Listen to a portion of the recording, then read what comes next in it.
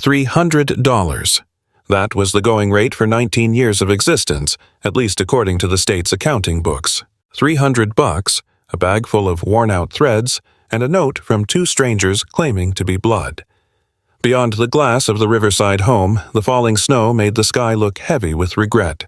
The calendar said New Year's Eve, and the rest of the planet was getting ready to pop corks. Everywhere else, folks were glued to screens, waiting for the ball to drop and the kisses to start. Then there was me, stepping off the ledge into the gray unknown with a bus pass and a quiet prayer that this wasn't just another letdown in a life built on them. I'm Ethan, though most folks stuck with Eli.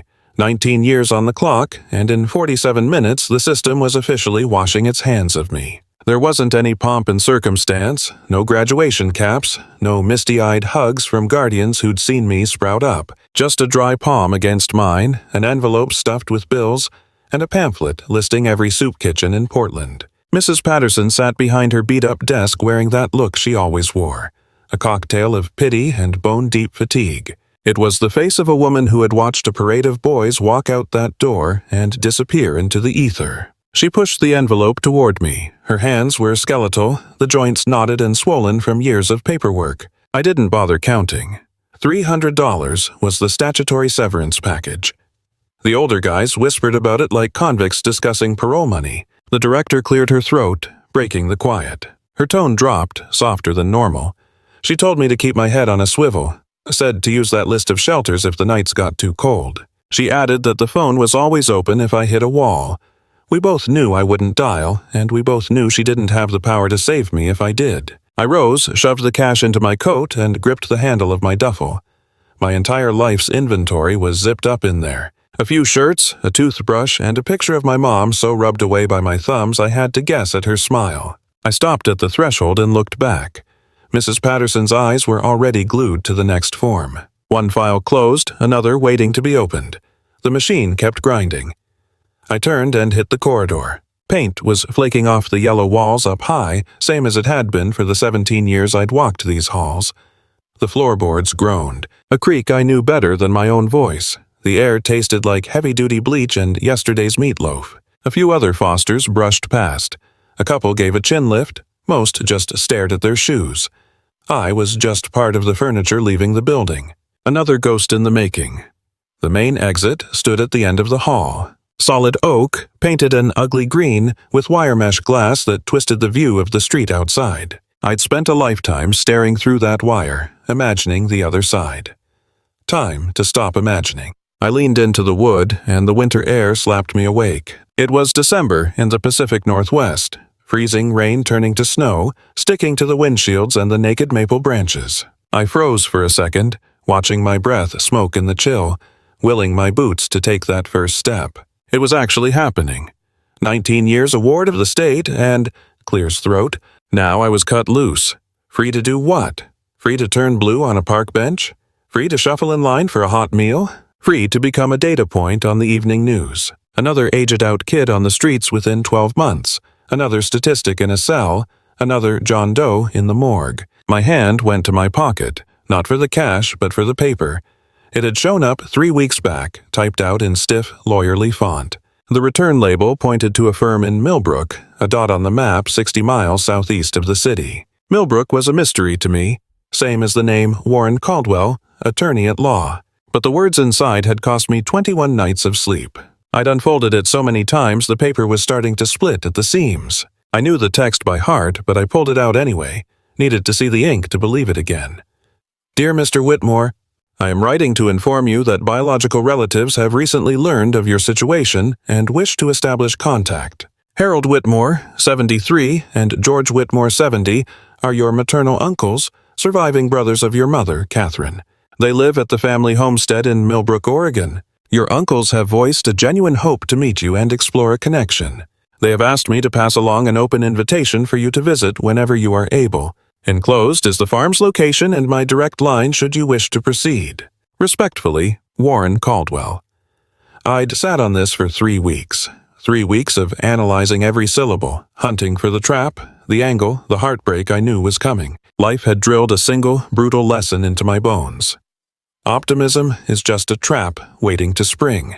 Whenever I dared to let my guard down and think the universe might be kind, the floor would inevitably drop out from under me. Take the Petersons, for example. I was 7 when they decided they wanted to be my parents. They brought me home for a weekend trial, showed me a bedroom, and even let me choose the wall color. Then they pulled the plug because Mrs. Peterson saw 2 pink lines on a pregnancy test and realized they preferred their own flesh and blood over a placeholder. Or the Morrisons, who took me in when I was 12. I had actually started calling them Mom and Dad, foolishly thinking I'd found my permanent port in the storm. That dream died the second Mr. Morrison was reassigned to Texas. Apparently, dragging a foster kid across state lines was too much paperwork for them to bother with. The list of almosts and never-weres went on forever. Families that seemed perfect until they actually looked at me. People always wanted something else. A toddler, a girl, or just a kid who wasn't so damaged. Caseworkers swore up and down that the next one would stick, but their promises were as empty as the air they breathed. Eventually, I learned to numb myself to the possibility of better. It was safer to expect 0, because you can't be crushed if you never look up. Then, this letter shows up out of the blue talking about uncles I didn't know existed and a farm in a town that doesn't show up on my mental map. My gut screamed it was a con. Probably a cruel prank, or worse, 2 ancient men looking for a desperate sucker to plow their fields for free until they kicked the bucket. Yet, there I was, shivering on the sidewalk with a crumpled list of shelters burning against my thigh, when the truth hit me. What exactly was at risk here? Even if Millbrook turned out to be a complete fabrication, I'd just end up exactly where I was standing right now. I'd still be destitute, isolated, and sleeping rough. But on the off chance this wasn't a lie, if those men shared my blood and actually wanted to meet me at Clear's throat. No, I physically shook the fantasy out of my head before it could take root. Hope was a luxury I couldn't afford. Not yet. I turned my collar up and trudged 6 blocks through the slush to the Greyhound terminal. The city felt abandoned. Everybody was tucked away indoors, getting ready to ring in the new year. I passed row after row of glowing windows, catching glimpses of lives I didn't have, while restaurants locked their doors so the waiters could rush home to their loved ones. Somewhere, a church door stood ajar, spilling hymnals and warmth onto the icy pavement. Stepping inside the terminal felt like an assault. The fluorescent lights were a headache waiting to happen compared to the winter dusk. It was all bolted-down plastic seats, the hum of a soda machine, and the permanent stench of exhaust fumes mixed with burnt coffee. I walked up to the glass partition. The clerk, a woman in her 50s, dragged her eyes away from a paperback romance, her reading glasses dangling on a chain. Behind her, a small TV screen flashed the Times Square countdown. I asked for a connection to Millbrook. She tapped a few keys, squinted at the monitor, and told me I was lucky. There was a rig pulling out in 35 minutes. It was the last one running until January 2nd due to the holiday schedule. The fare was $62. Snorts. I fished the envelope out, thumbed through the bills, and felt a pang of anxiety as my life savings dwindled from $300 down to $238. She slid the paper across the counter, directed me to Gate 4, and mumbled, "A Happy New Year," with the robotic tone of someone who had been repeating the phrase on a loop since dawn. I found my spot and settled in to wait. The terminal was a gallery of transit. An old lady guarding a bag of wrapped gifts, a young couple whispering secrets, and a suit barking into his phone about deals and deadlines. They all had destinations, people expecting them. I reached into my pocket and touched the photograph of my mother, Catherine Whitmore. It had been my anchor for as long as I could recall. A caseworker told me it was the only item found in my possession when I entered state care at 3 years old. It was the only artifact of my pre-system existence, wallet-sized and frayed at the edges from a lifetime of being held. The woman in the picture was smiling, dark hair cascading down her back, with eyes that crinkled in a way that mirrored my own reflection, or at least what I might look like if I ever found a reason to smile that genuinely. My actual memories of her were non-existent, just sensory echoes, shadows, the faint hum of a melody. I couldn't place the lyrics, but I remembered the phantom scent of flowers that would sometimes ambush me in a department store and tighten my throat. She passed away when I was a toddler. That was the official story anyway. No next of kin, nobody to claim me. So the state took over, and I became a number in a file cabinet until today. Until that envelope arrived, insisting I had blood relatives and a place on a farm. The overhead speaker crackled to life, interrupting my thoughts. Final call for Millbrook. I hoisted my duffel bag and headed for the door. The driver was a large man with a gentle face. He glanced at my pass, gave me a nod, and waved me through. I stepped up into the cabin, noticing it was mostly empty. I navigated to the rear, claiming a window seat and resting my head against the freezing pane. Beyond the glass, Portland sparkled under a fresh coat of white. It was the city that raised me, yet it never once felt like home.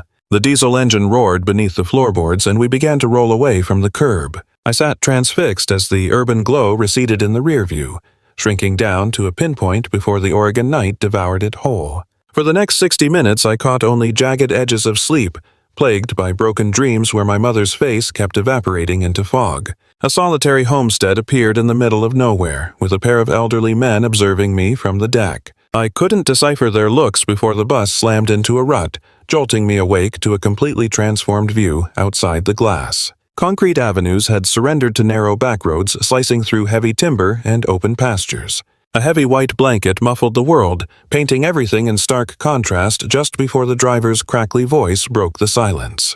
We were coming up on Millbrook for a 5-minute layover, and my pulse hammered against my ribs, echoing in my skull and tightening my throat. The moment of truth had arrived, and there was no reversing course as the rig eased off the tarmac and braked before a service station that doubled as the terminal. One lonely lamp cast a pale ring over the compact lot, revealing a couple of fuel islands and a shop with a buzzing neon sign.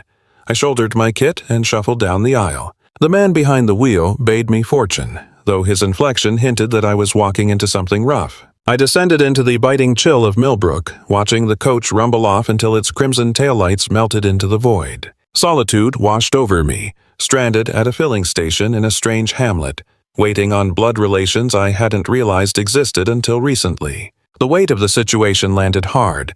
I was 60 miles from the city, 60 miles from anything that felt like home. My pockets held $238, I had no cellular device, and no return ticket until the 2nd of January. If these men were hostile, or if I'd walked into a snare, escape was impossible. I was boxed in. The die was cast, so I shoved open the glass door, triggering the jingle of an overhead chime. Heat wrapped around me, carrying the scent of brewing Java and sausages spinning on the grill. A kid with sun-bleached hair, probably in his early 20s, manned the register. His badge identified him as Tyler. He glanced up from his screen, offering a welcoming dip of his chin and asking if I needed assistance. I presented the envelope, inquiring about the route to the Whitmore homestead on County Road 12, and saw his casual look sharpen into intrigue. It looked like wonder, or perhaps worry, but he confirmed he knew the spot, estimating it was 4 miles out. That wasn't a trek for foot traffic, certainly not in this freeze and darkness, he noted, adding that he was locking up in 10 minutes. He offered to drop me off since it was on his route, causing me to pause as my gut warned against getting in cars with unknowns. Yet, my options were non-existent. Tramping 4 miles through snow-packed roads in plummeting temperatures wasn't viable. Hypothermia would take me before mile 2, so I accepted his kindness and he gestured for me to take a warm drink. Complimentary, he insisted, so I drained the pot. The brew was scorched and acrid, but it brought heat. I clutched the styrofoam, letting the thermal energy thaw my knuckles while Tyler finalized his shift. He worked with practiced speed, tallying the till, securing the stockroom, and killing the power to the grill. He chatted through the chores, probing about my origins and my reason for visiting Millbrook on the eve of the new year, though I offered only hazy replies. I mentioned the city and family matters and he respected the boundary, simply nodding as he carried on. Task complete, he donned a thick parka and guided me to a battered pickup idling by the flank of the structure. The rig had seen at least 2 decades, its navy hue weathered to slate, but the engine caught immediately and the vents blew hot air. We rolled out of the station and onto the primary thoroughfare. Tyler handled the wheel with the relaxed grace of a local, and as the street lamps vanished behind us, he began narrating the story of Millbrook. Population sat around 4,000 souls, more or less. It was agricultural land, beef, forage, a few fruit groves, where anonymity was impossible and excitement was rare. When I brought up the Whitmore kin, Tyler hesitated before describing them as solitary men. They had tilted that soil for 4 decades since burying their folks, remaining unwed and childless the entire time. The elder, Harold, was described as flinty and taciturn, possessing a work ethic that outstripped guys half his age. George was the gentle soul who managed the books, and the community held them in high regard for their solvency and reliability. They aided locals in a pinch and tithed at Christmas, yet remained fundamentally apart from the social fabric. You wouldn't see them at potlucks or festivals. They stuck to their acreage and their own company. Pressing for details, I got a shrug from Tyler, who mentioned his grandfather had labored alongside Harold years back. The old man was just but rigorous, demanding sweat and truth while suffering neither sloths nor liars. He hesitated for a beat, then offered a final thought. Regardless of my reasons for coming, the Whitmore boys were decent folk. Reclusive, odd perhaps, but solid. We swung onto County Road 12. The asphalt ended abruptly, surrendering to crunching stone and finally to a ribbon of frozen earth buried under the drifts. The pickup shuddered over the ruts, its high beams slicing a lonely tunnel through the black night. An eternity seemed to pass before the engine hum dropped, and he gestured toward a solitary post standing sentinel on the shoulder. 4127 was barely legible, the white paint scoured away by years of wind. Past it, a track vanished into the shadows. Far back, a faint yellow glow betrayed the silhouette of a homestead. Shifting gears, Tyler idled and offered to stick around until I was safe inside. I declined, expressing my gratitude for the lift but insisting this was a path I had to walk solo. He watched me for a long second, a flicker of recognition, or maybe pity, crossing his face. With a dip of his chin, he wished me luck, mentioning he pulled the night shift at the pumps if I ever found myself in a bind. Shouldering my kit, I stepped into the powder and watched the red glow of his brakes fade away, leaving me wrapped in absolute stillness. The main house loomed about 200 yards off, a two-story structure commanding the emptiness. Its siding had weathered from crisp white to the color of storm clouds, flanked by a massive barn to the west. Sheds dotted the landscape and a thin ribbon of gray drifted from the rooftop, swallowed instantly by the night. I forced my legs to move, the crust breaking beneath my feet while the frost gnawed at my exposed skin and seeped through my mittens. Clouds of steam erupted from my lips, lingering for a heartbeat before being snatched by the breeze. The building loomed larger with every stride, shifting from a destination to a threat. Doubt began to scream in my head. Why did I believe this would work? Seeking out two strangers in the wild was a gamble. It was risky, maybe even foolish, but I pressed on because the world had run out of places for me. My options were a cot in a city shelter or a frozen grave on the pavement. Besides, a small, stubborn ember of faith still burned in my chest no matter how much I tried to smother it. Arriving at the stoop, I faced 3 timber stairs, bowed and twisted by seasons of thaw and freeze. The banister was peeling, and a pair of rockers sat buried under a dusting of white ghost chairs waiting for occupants. I hesitated at the base for what felt like ages before ascending and rapping my knuckles against the wood. The noise echoed violently against the silence. The floorboards creaked within, and the latch clicked. The door swung inward to reveal a figure from a bygone age. A towering, spare man, 6 feet plus, with the skin turned to leather by the sun and wind. His snowy hair was swept back from a stern brow, and his piercing azure gaze felt like it was reading my soul. Clad in braces and plaid, his trousers met boots that were more patch than leather. He inspected me in silence, and before I could stammer out a greeting or justify my presence on this holiday night, he simply breathed, "Ethan." He knew me, instantly, and that simple fact shattered my composure. The terror, the isolation, the 19 years of wishing, it all welled up in a tidal wave. Choking back tears, I managed to ask which brother he was. "I'm Harold," he replied softly, before catching me off guard. He swung the entryway fully open and ushered me in, chiding me gently about the killing frost. Without an interrogation or a skeptical glance, he offered sanctuary.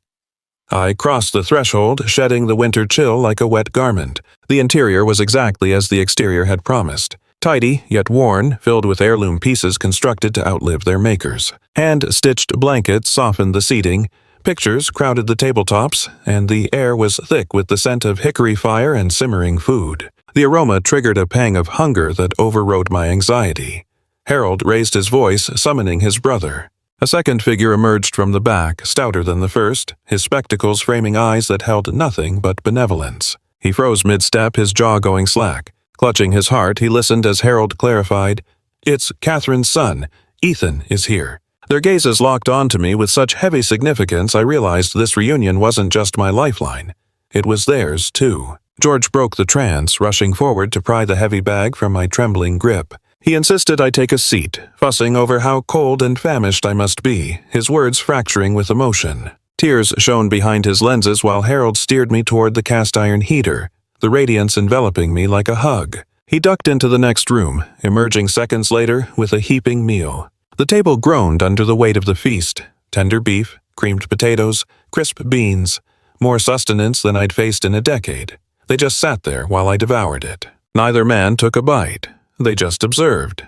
And in that scrutiny, I caught a look I wasn't used to receiving. It took a beat to identify it. Adoration. Their questions were soft. Where had I been living? How did I make the journey? What was my day-to-day like back in the city? I opened up about the shelter, about hitting the age limit, about running out of options and betting everything on a note from total strangers. Harold's jaw clenched as I talked. George's hands balled into white-knuckled fists on the wood. When I trailed off, the silence stretched thin. Then Harold leaned in, and the words he spoke next dismantled everything I thought I understood about my existence. He confessed they hadn't even known I was alive until 6 months ago. His voice was gravelly, trembling in a way that betrayed his stoic face. Catherine was their baby sister, wild, sharp, and headstrong. She packed her bags at 18 after a blowout argument. She dreamed of taking pictures, of seeing what lay beyond the farm. They told her she was chasing ghosts, that she belonged here working the land, that art didn't pay the bills. She walked out and never glanced back. They spent years hunting for her, paying private eyes, chasing leads that dried up. But Catherine knew how to disappear. She didn't want to be found.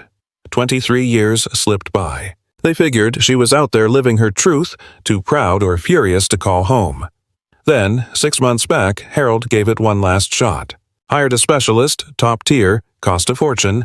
This guy dug up paper trails. Death certificates. Catherine had passed 17 years ago. Some sickness took her. She was only 26. But the report held more than just that. It listed a child. A 3-year-old boy named Ethan Whitmore surrendered to the state after his mom was gone. Harold's voice cracked. George was weeping openly now, making no attempt to mask it. "We tried everything," Harold went on.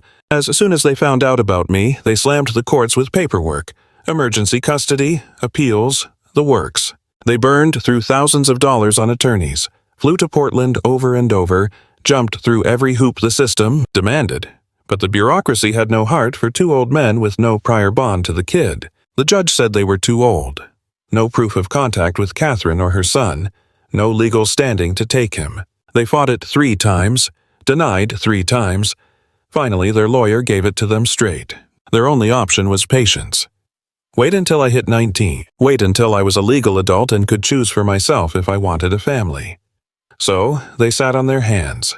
6 months of silence. 6 months of knowing I was out there but being forbidden to reach out.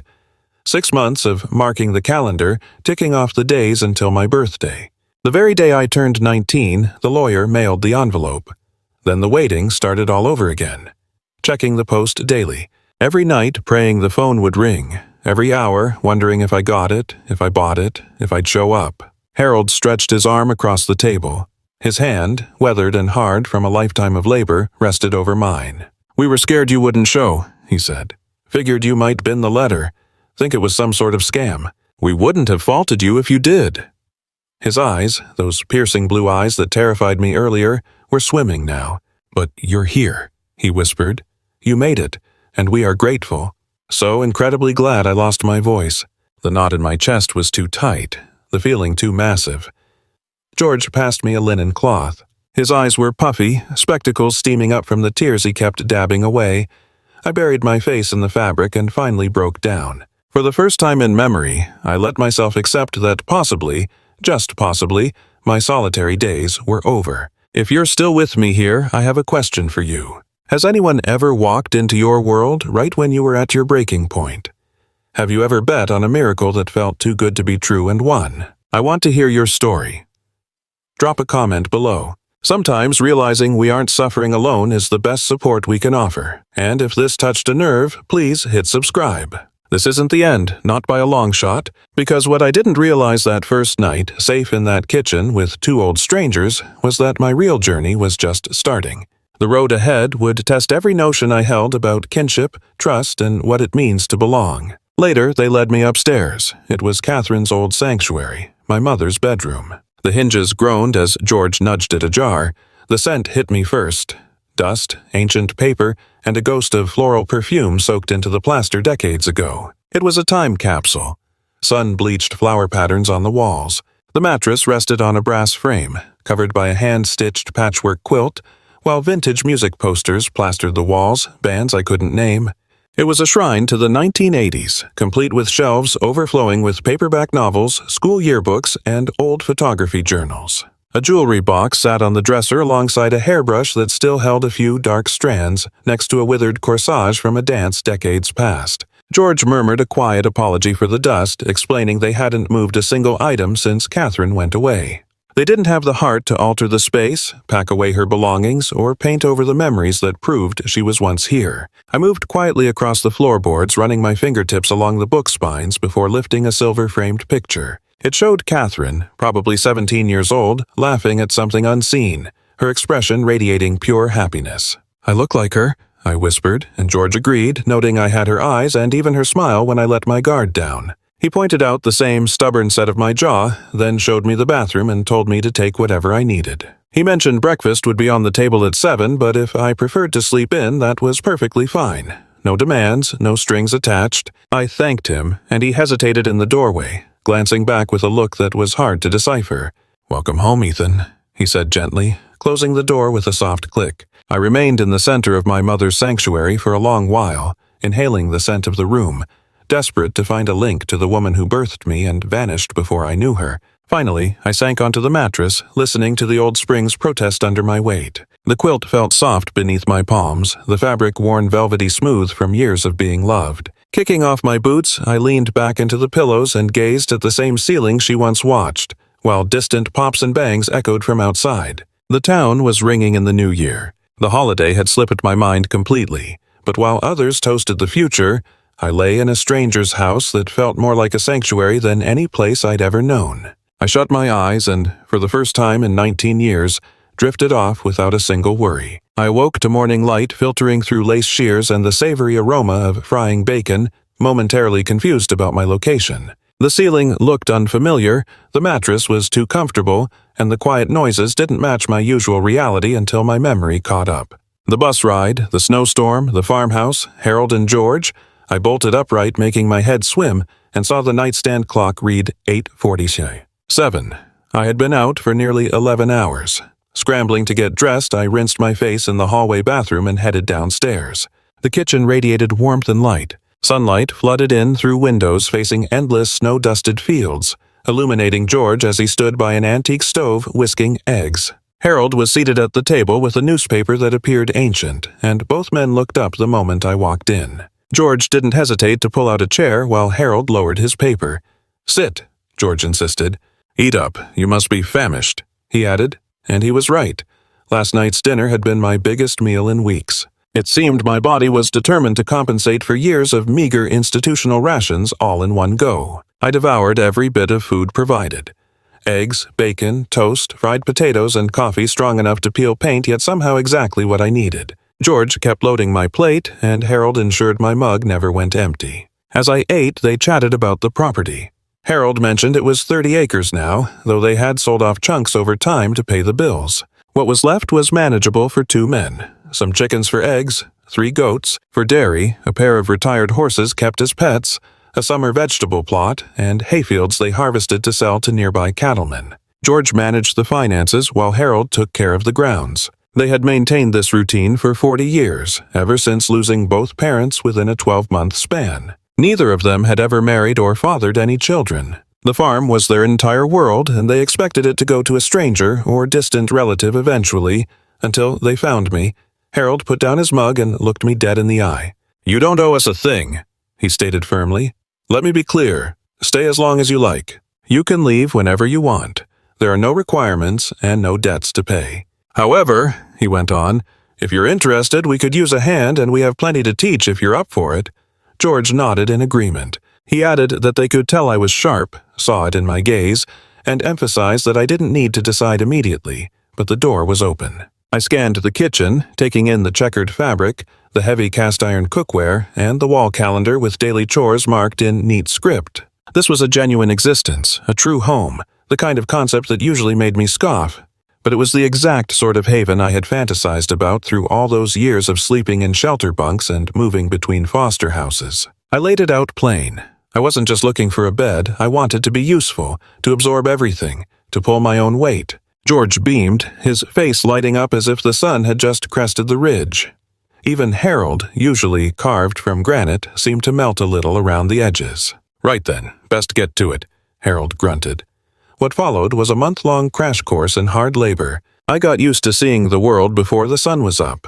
I learned to watch the clouds and smell the wind to guess what the weather had in store. I watched how the livestock huddled before a storm hit. I figured out how to snatch eggs from hens that seemed dead set on pecking my hands to ribbons. And the goats, Lord, the goats. I had to learn the art of milking beasts that possessed a level of obstinance that shouldn't exist in nature. Harold didn't coddle me. He had a specific standard. Do it right, finish it, and don't make him say it twice. He didn't believe in cutting corners. Yet, he wasn't cruel. If I was trying, he'd demonstrate a chore 20 times over until my hands got the rhythm of it. He never shouted, never belittled me for being ignorant of things I'd simply never been exposed to. George, on the other hand, handled the indoor education. He showed me the ledger, how to track every sack of feed against the profits, how to wrangle the tax forms, and keep the accounts clean enough for the government. Once the dishes were cleared, we'd settle in. We'd take over the table, books spread out, chipping away at the high school diploma I'd missed out on back at Riverside. Turns out, George spent years in a classroom before returning to the land to support Harold. He hadn't lost his touch. He could untangle the hardest concepts until they made sense. Finally, my life had a shape to it. It was grounded and purposeful. Up at 5, sweat until breakfast, grind until noon. Afternoons were half labor, half learning, followed by nights near the fire with the two of them, just talking. I began to understand the silent language they shared. I learned that Harold's quiet wasn't angry, it was peaceful. And I got used to George's constant narration, filling up the room so it never felt empty. They navigated the space, whether cooking or harvesting, with the seamless grace of two people who have been side by side for a lifetime. It crept up on me inch by inch without me realizing it. I started to feel at home. About 14 days in, I crossed paths with Lorraine Hadley. Her place was 2 miles over. At 71, she'd been a widow for 15 years but still managed her Apple Grove solo, only hiring hands when the harvest came. She rolled up the drive one afternoon behind the wheel of a pickup that looked ancient, hauling a baking dish that held the finest chicken casserole I've ever eaten. George made the introductions, mentioning that Lorraine and Catherine had been thick as thieves in their youth. He reckoned she held more memories of my mother than anyone alive. She looked me over, her gaze piercing and shrewd, not unlike Harold's. Then her face broke into a grin, softening instantly. "You're her spitting image," she murmured. "Those eyes, that set of the jaw. God, it's like she's standing right here." We sat with mugs of coffee, and she opened up about the past. She described Catherine as a free spirit. Not reckless exactly, but too big for this little valley. She had ambition and a hunger to see what lay beyond the county lines. She wanted to photograph everything, and she had the gift for it too, a real eye. She was one of those naturals who made it look easy. She found magic in places the rest of us ignored. Dust motes dancing in a barn beam, ice on a pane, the expressions of folks just going about their day. But she had a stiff neck. She wouldn't take a hand up, and she certainly wouldn't admit to a mistake. That pride kept her away even when she should have returned. Lorraine looked past me, lost in thought. "I tried to keep the line open after she took off," she said. "I sent letters, paid for long-distance calls when I had the coin, but Catherine was set on proving she didn't need anyone. She cut ties with this whole town, me included." Lorraine hesitated. "We spoke once more about a year before the end. She sounded worn down, frightened. She talked about a man, some investor type who promised to launch her photography career, but it had turned sour. She wouldn't give me the specifics.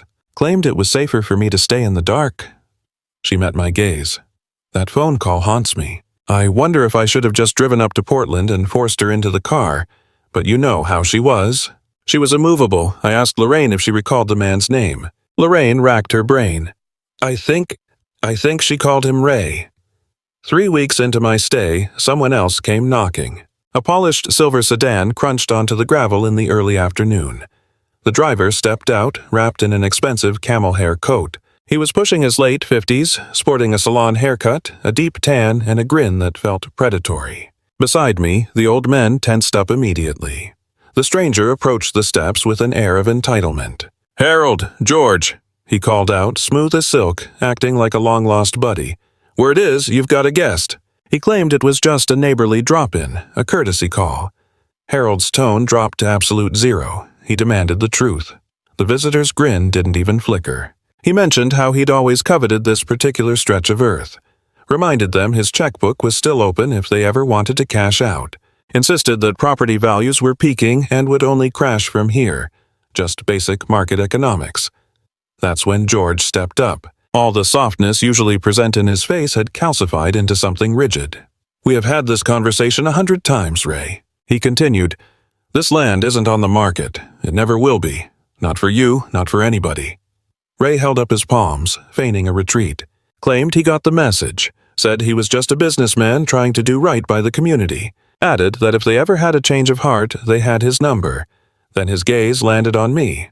"And who might this be?" The question was casual, but his eyes were hunting. Harold positioned himself as a shield. "That's none of your business. Now get off our land." Ray's smile twitched. For a split second, the polished veneer slipped, revealing something cold and venomous. Then the mask slid back into place. "Understood," he replied. "Always a delight, gentlemen. And you, young man, whoever you are, welcome to Millbrook. I have a feeling our paths will cross again." He slid into his luxury sedan and rolled away. I asked Harold for a name. His jaw was set like a trap, fists balling up at his sides. "Ray Bartlett," he muttered. "Local shark. He's been trying to get his claws on this dirt for 20 years. A viper wrapped in a $3,000 suit." George explained that Bartlett made his millions by bulldozing heritage farms and replacing them with concrete strip malls and subdivisions. He had a playbook, George warned. Strategies to squeeze people until they broke. Technically within the law, but morally bankrupt. I asked if we were in danger. The brothers shared a heavy look. "Just steer clear of him," Harold insisted. "And don't trust a single word that comes out of his mouth."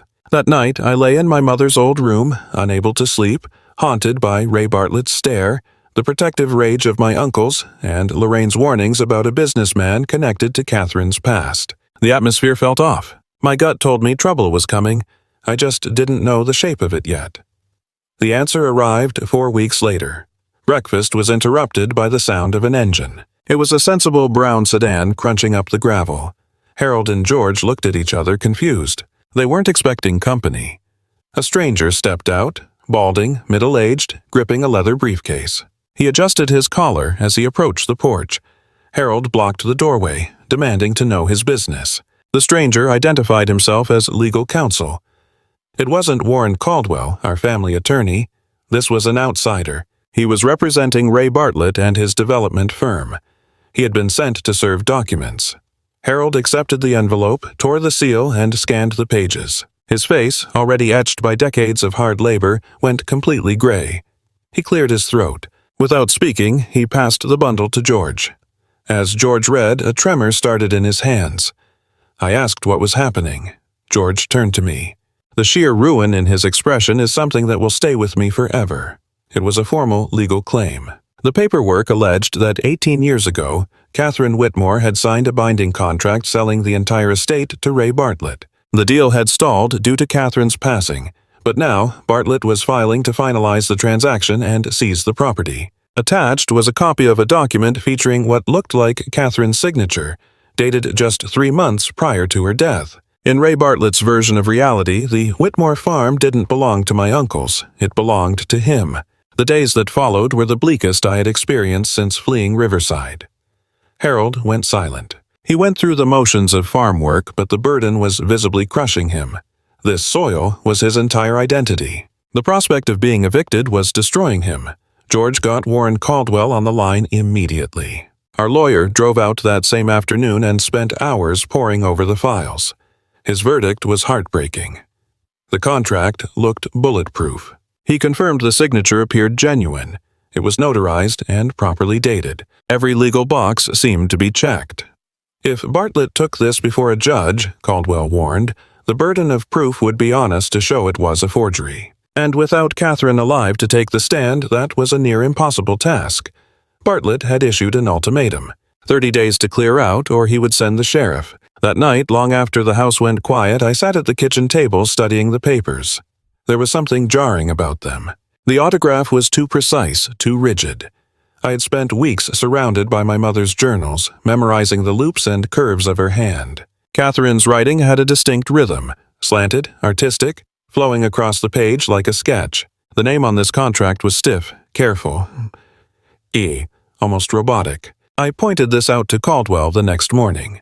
He leaned in, intrigued.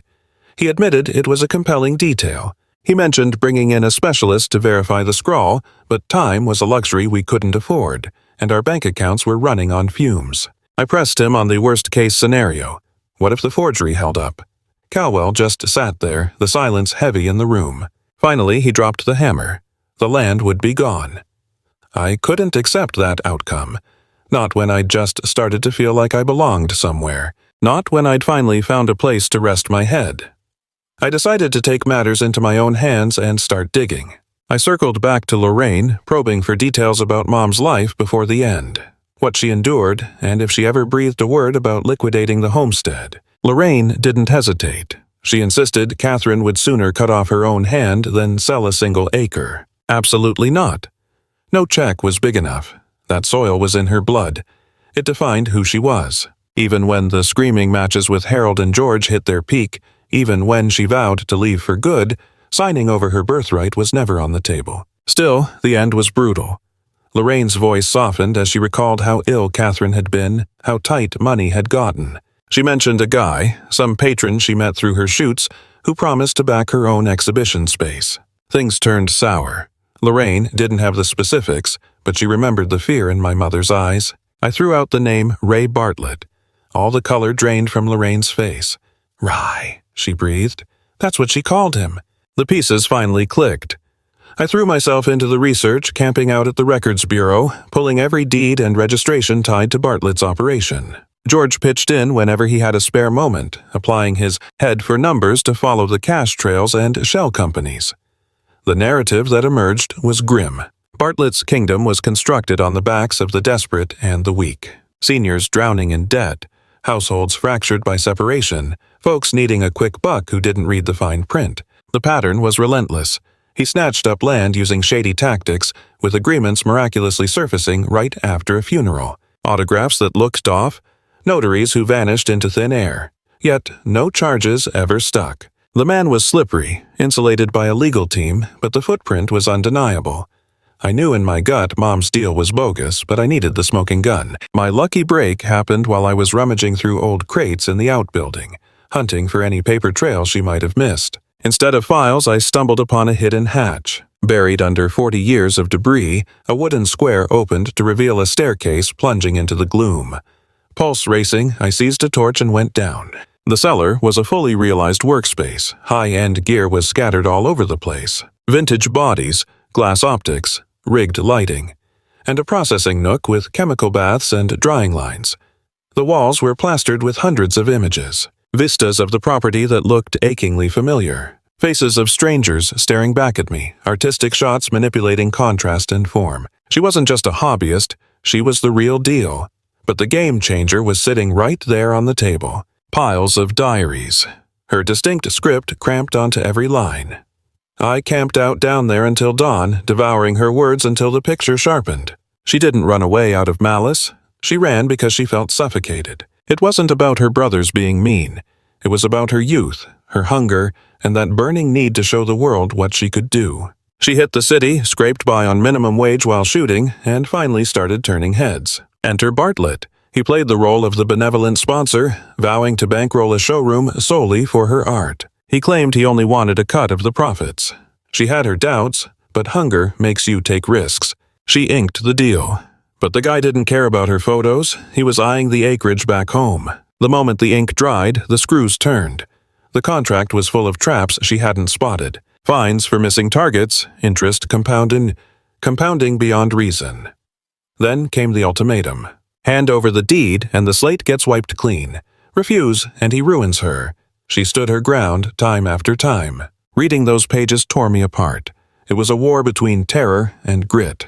Just a woman trying to keep her head above water and shield her heritage from a vulture who viewed human beings as roadblocks. Then I came into the picture.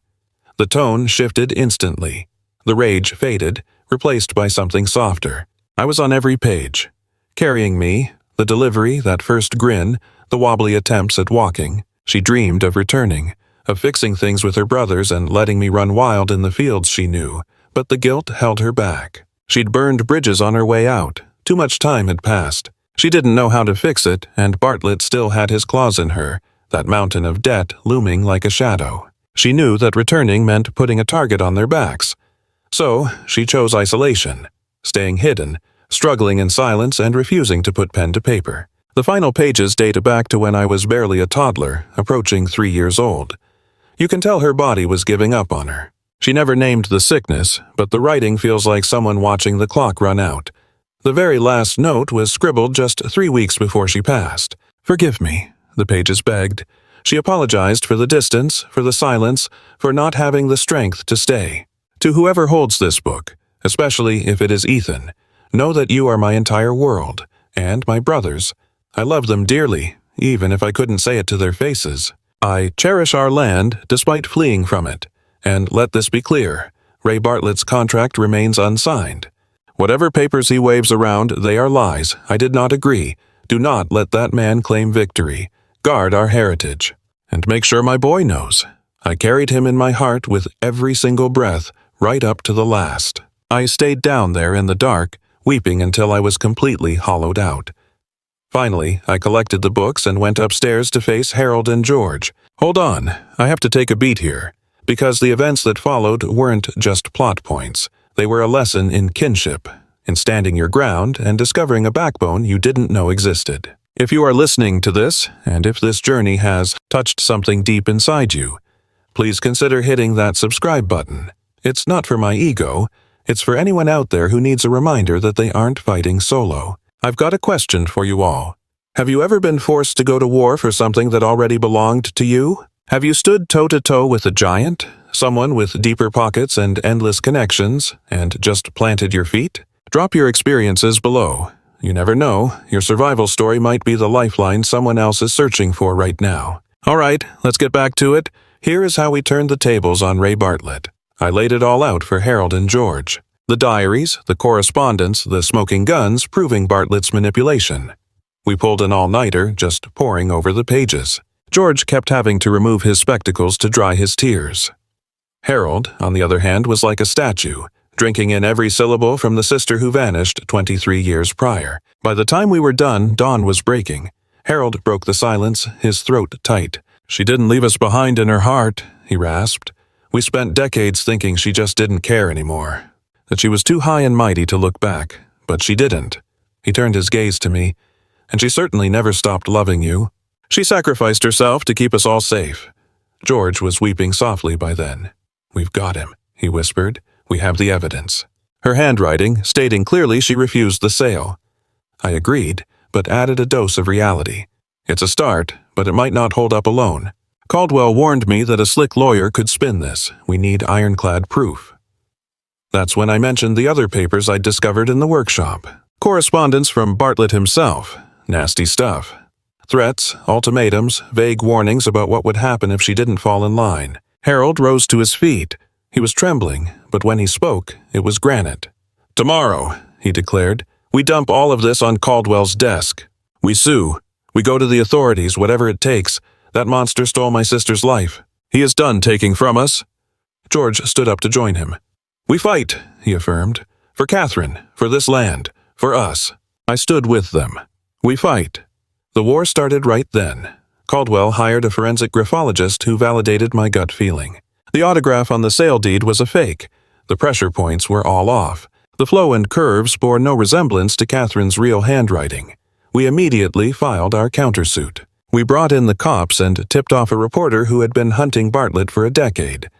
The backlash was instant and brutal. Bartlett's legal team came at us with everything they had. They called the diaries fake, argued the letters were forged by us, and tried to drag the handwriting expert's reputation through the mud. Then they played dirty. They petitioned to rush the trial, arguing that the Whitmore brothers were too old and frail to survive a long case. The judge bought it. The date was set for 4 weeks later. We had exactly 1 month to expose Ray Bartlett for the con artist he was. On the eve of the trial, I found myself on the veranda with Harold. It was a crisp night, the sky ablaze with winter constellations. The air was biting, but it felt purifying. We watched our breath spiral out like smoke before vanishing into the black. We sat in companionable silence for a while, just rocking and staring out at the fields that had sustained our bloodline for 4 generations. Eventually, Harold spoke up. "You know," he murmured, "when you first showed up, I was terrified." I glanced over, taken aback. Harold wasn't exactly the type to share his emotions. "Terrified of what?" I asked. "That you wouldn't have any use for us," he replied. "I thought you'd take one look at 2 old geezers on a failing property and decide it wasn't worth the trouble, that you'd walk away and we'd lose you the same way we lost Catherine." He shifted to face me. I could see the glint of tears in the starlight. "But you didn't run," he said softly. "You dug your heels in. You fought for this dirt. For us. So, whatever the verdict is tomorrow, you need to know something.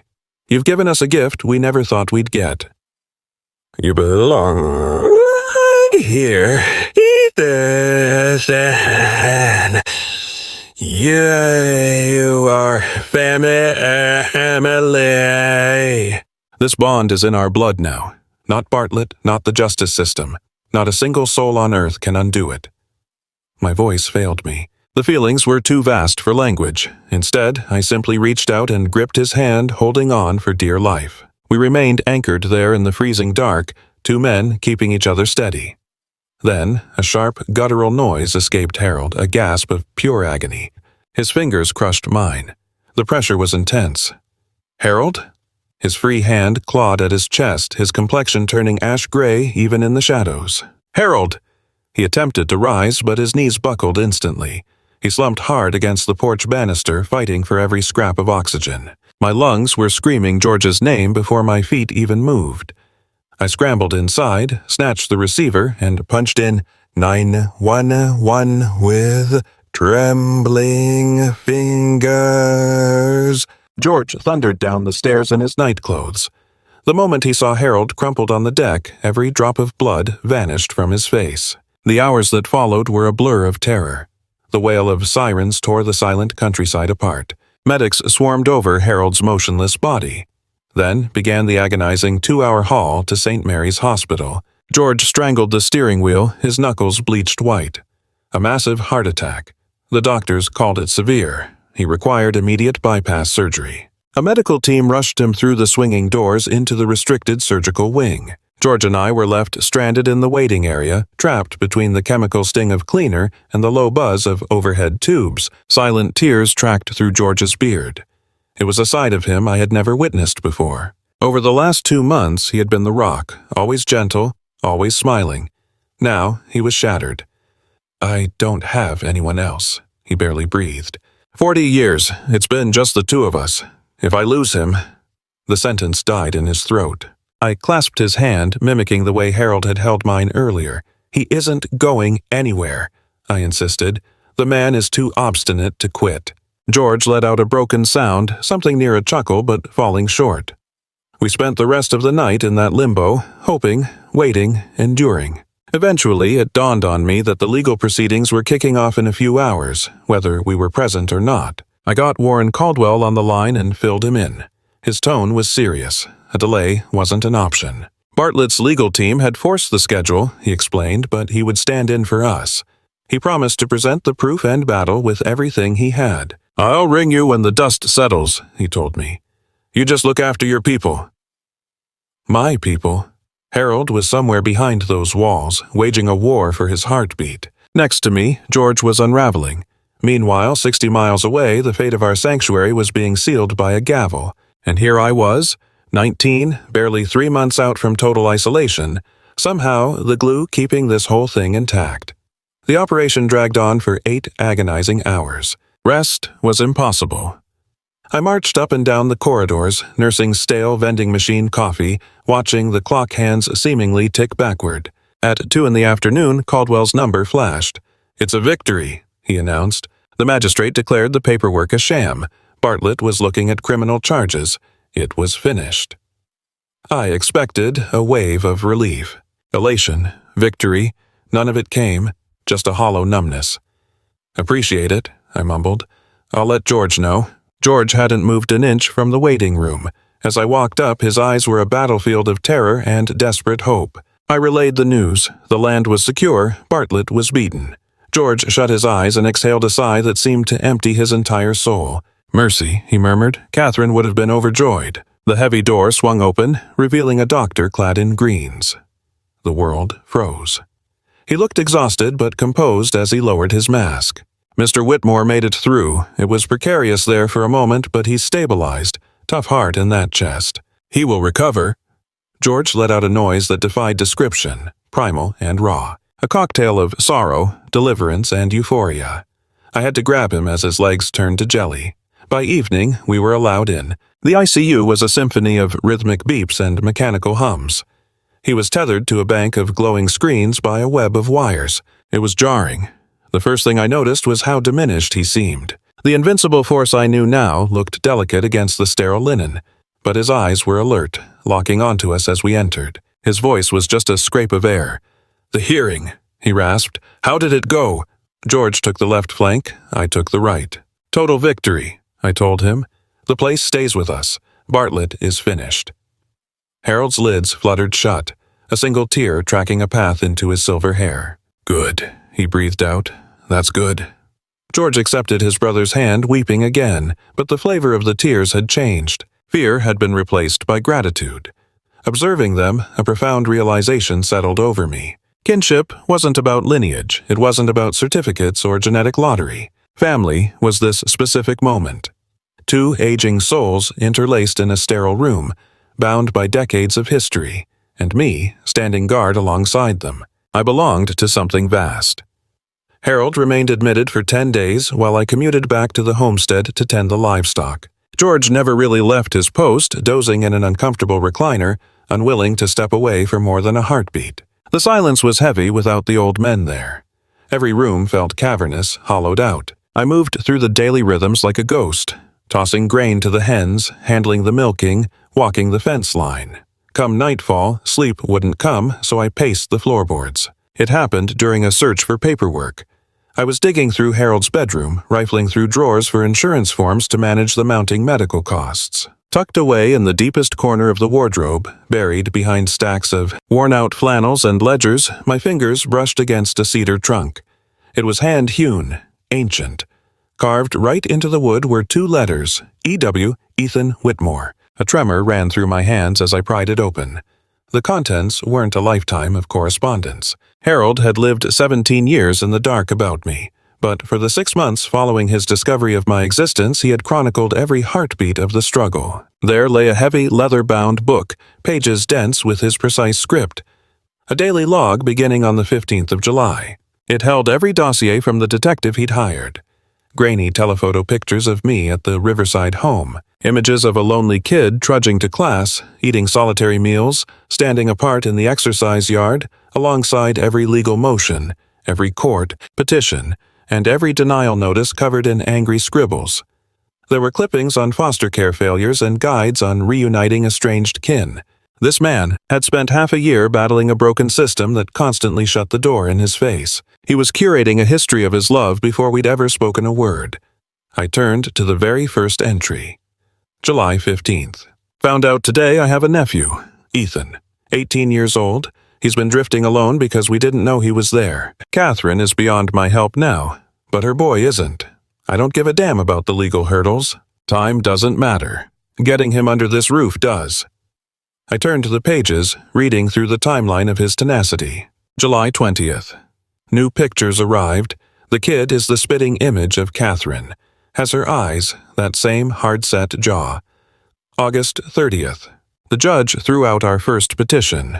Lawyer thinks our age is a liability. Says we're too ancient to raise a son. Since when does love expire? August 15th. George is losing heart. I won't allow it. That boy is out there waiting. September 1st. Saw a picture of Ethan eating alone. Not a soul near him. I recognize that specific kind of solitude. I know how heavy that sits on your shoulders. October 12th, denied again. Appeals drag on forever. Every sunrise he sees in that facility confirms his fear that he's unwanted. November 28th, Thanksgiving. I roasted the bird regardless, laid out 3 settings. George, myself, and one for Ethan. Even with his chair empty. George thinks I've lost my mind. Perhaps he's right. December 20th. 10 days to his birthday. 10 days until we can legally mail him.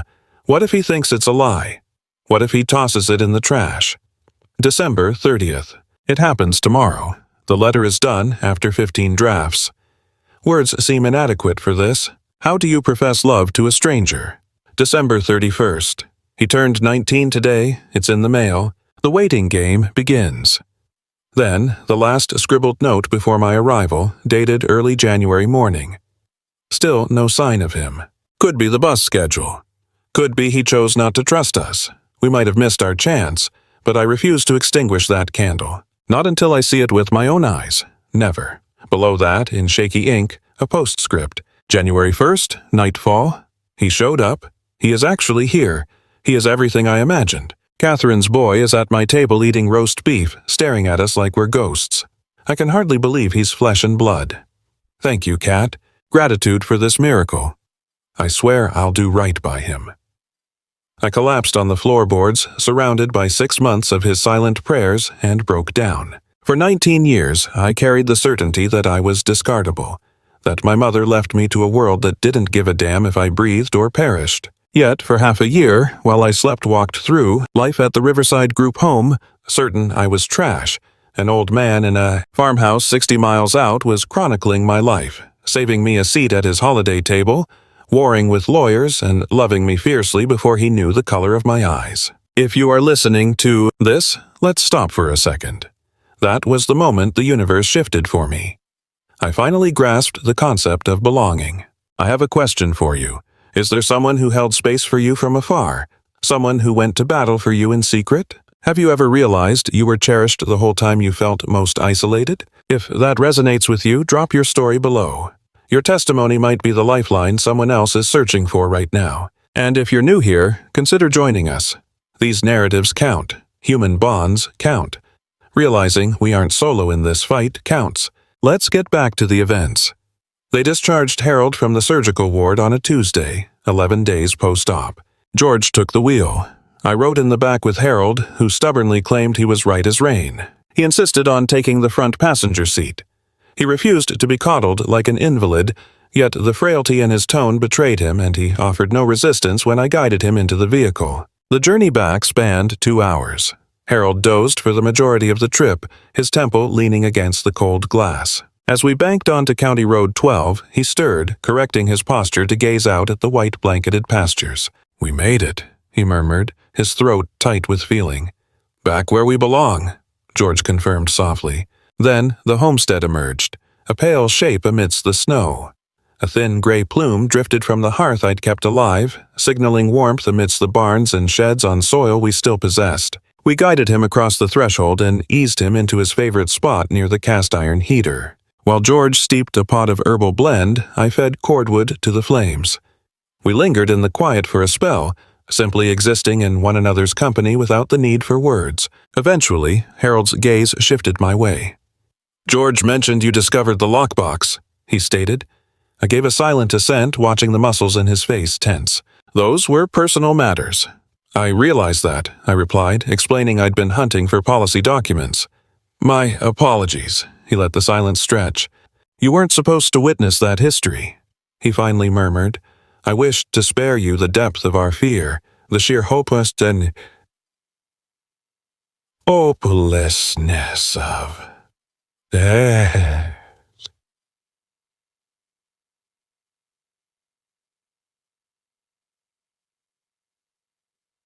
This is. Lowering myself to the floorboards next to him, I gazed up at the figure who had nearly worked himself to the grave on my behalf. I'm grateful I saw it.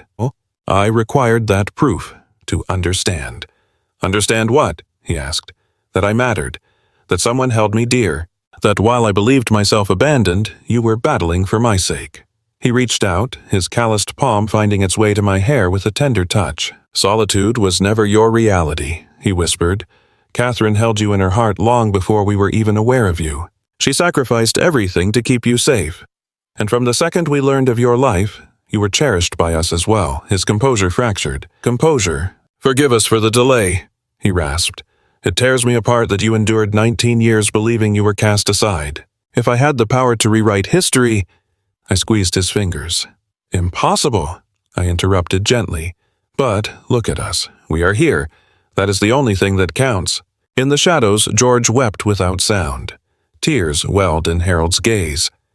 We remained there as the logs popped and the daylight faded from the snowy landscape. True kin, at long last. The ensuing season brought a period of restoration for us all. Harold's strength returned in increments.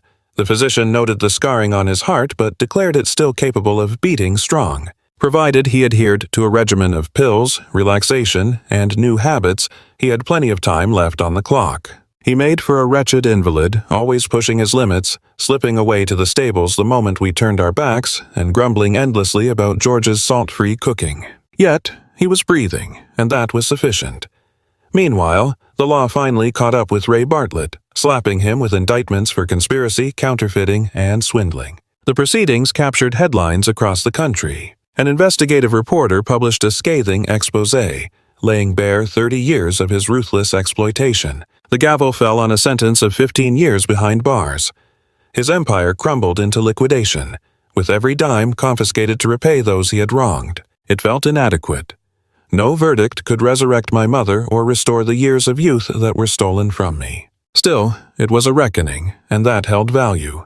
Eventually, the thaw arrived in Millbrook, stripping away the ice to reveal the verdant earth beneath. The plot we'd tilled started to yield its bounty: plump tomatoes, snap beans, and summer squash. I secured my high school equivalency and enrolled in digital seminars on farm administration, allowing myself the luxury of planning a tomorrow I hadn't previously dared to imagine. Near the end of April, George summoned me to the parlor. Harold sat waiting, shifting awkwardly in his seat. The air felt heavy with significance. George extended a formal-looking packet toward me, the corner stamped with the seal of the local magistrate. I broke the seal and scanned the pages, then scanned them once more. It was a petition for legal parentage. Harold gave a rough cough. "We've consulted with our attorney," he explained, "to legitimize our standing, provided you are amenable." George's gaze shimmered with unshed tears. "We realize you are grown," he added. "In the eyes of the law, it changes little, but symbolically, we needed you to understand that in our hearts, you are our boy. You belong to Catherine, and you are a Whitmore." "We wish to set it in ink," Harold murmured, "assuming that brings you peace." I studied the weathered faces of the men who had scoured the earth and risked their lives for my sake. "Absolutely," I whispered. "I desire nothing more." We went before the judge as summer began. It was the identical Hall of Justice where we'd seen Bartlett fall. Even the presiding official was the same, yet the atmosphere was completely transformed. Madam Justice Fletcher, a silver-haired woman with a compassionate gaze, oversaw the proceedings. She inquired of my uncles their reasoning for this petition. Harold took the lead, his tone firm yet thick with feeling. "He is our blood," he stated. "He is the legacy of our sister Catherine, and we have endured 23 years of remorse over the harsh words we once spoke to her. We refuse to repeat those errors." George followed up softly. "Home is not merely a structure," he declared. "It is found in those we love, and Ethan has become our sanctuary." When the magistrate offered me the floor, I rose, fixing my eyes on the two men who had saved me. "For 19 years, I was certain I had nobody," I voiced. "I thought I was cast off, that a family was a dream I'd never hold. I was in error. Kinship runs deeper than veins. It represents the souls who come hunting for you when you have lost your bearings, the ones who stand in the gap when you lack the strength to defend yourself. The kind of folks who unlock the deadbolt during a blizzard and wave you inside, no questions asked." That is exactly what Harold and George did. They offered me a sanctuary. They provided a reason to wake up. They offered me genuine affection. It would be an honor to call myself their son. A soft smile tugged at Judge Fletcher's lips. She mentioned that in 30 years on the bench, she had seldom encountered a household more worthy. The pen scratched across the dotted line. In a heartbeat, I became someone new. Ethan Harold Whitmore. Later that night, once the gathering at the town hall wound down and the locals had headed back to their own fires and the leftovers were packed, I retreated to my mother's workshop.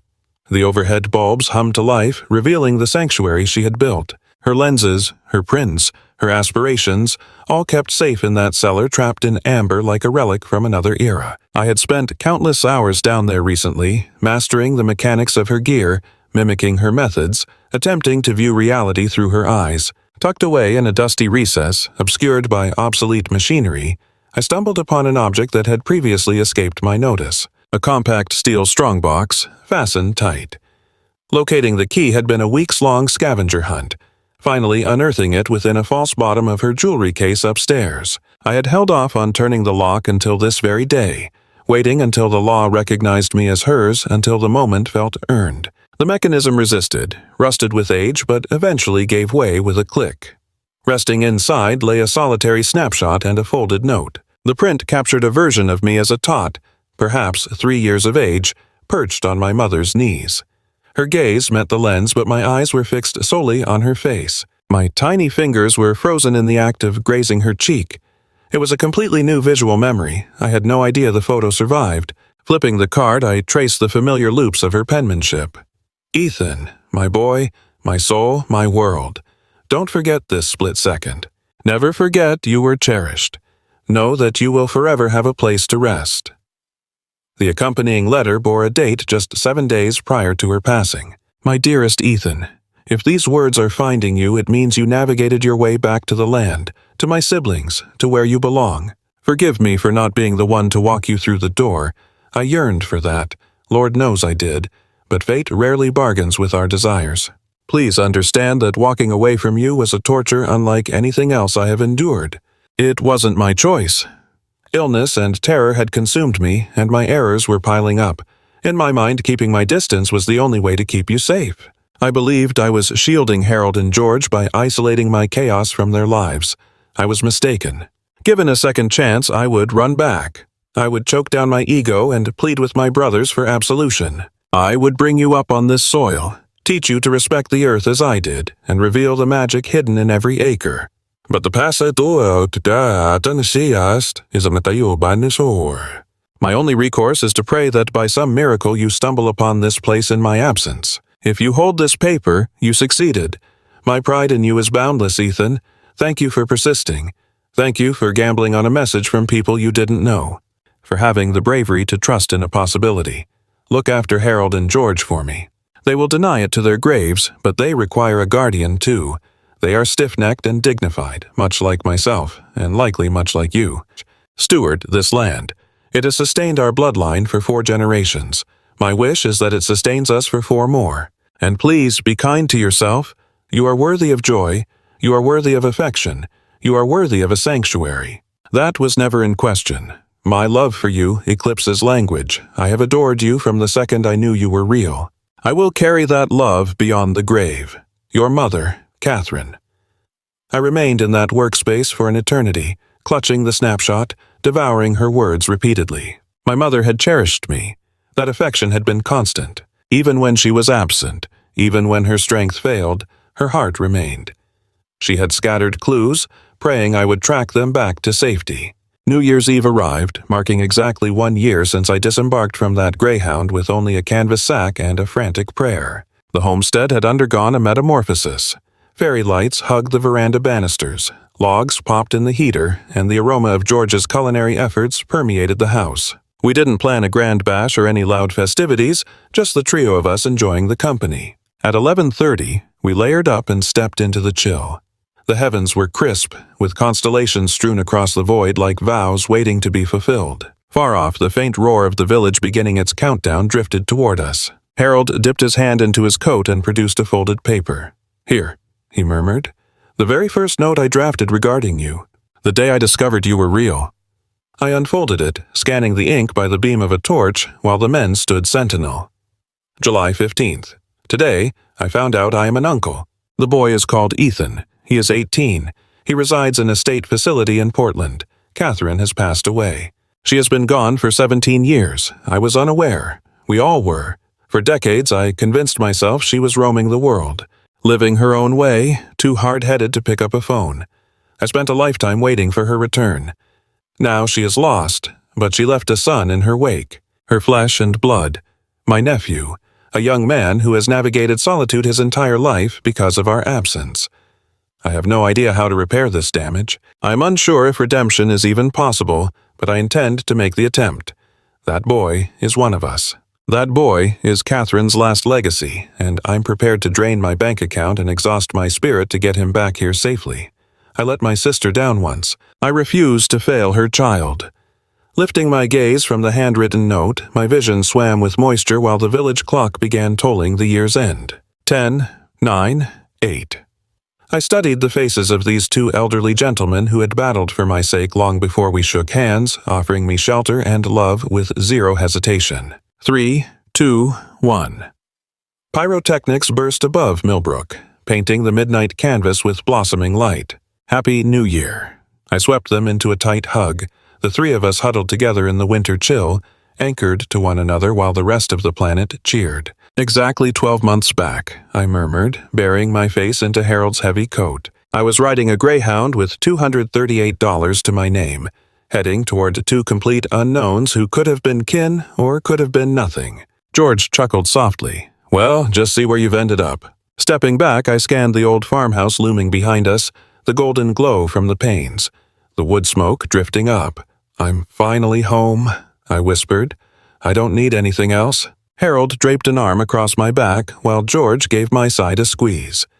We lingered right there, a quiet trio absorbing the light show above. My mind drifted over the chaotic path that delivered me to this spot, that long haul across the state through the blizzard, the note I nearly tossed in the trash, the steps I was terrified to ascend, and the threshold that swung wide to let me in. I remembered my mom and how her love sustained me right up to her final exhale. I thought of these men who hunted for me for half a year and wouldn't have stopped searching until the end of time. I considered the town that treated me like a native son, and I recalled the years I wasted convinced I was solitary, rejected, and broken. I was mistaken. Affection was sitting there the whole time. The only requirement was having the guts to go look for it. If there is one lesson to keep from my journey, it is this.